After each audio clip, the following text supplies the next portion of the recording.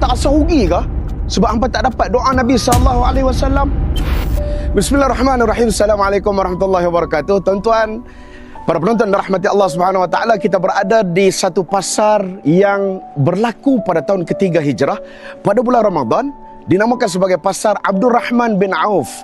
Allahumma salli ala Sayyidina Muhammad. Tuan-tuan, Abdul Rahman bin Auf satu hari didoakan oleh Nabi SAW. Nabi doakan kepada Abdul Rahman bin Auf, ya Allah, berkatilah dengan apa yang diwakafkan oleh Abdul Rahman, diinfakkan oleh Abdul Rahman bin Auf.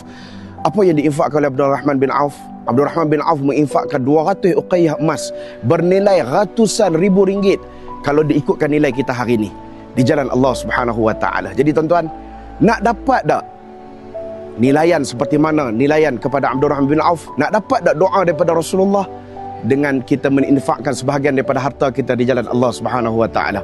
Jadi tuan-tuan, pihak Pupis memerlukan dana lebih kurang 150,000 sahaja lagi untuk kita tebus tanah yang berada di sebelah kawasan pendidikan Pupis.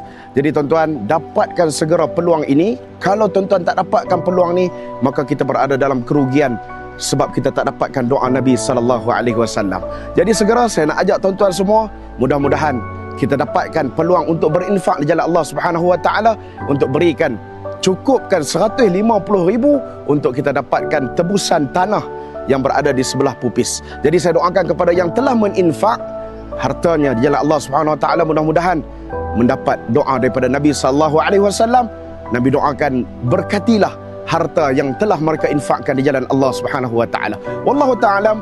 Assalamualaikum warahmatullahi wabarakatuh.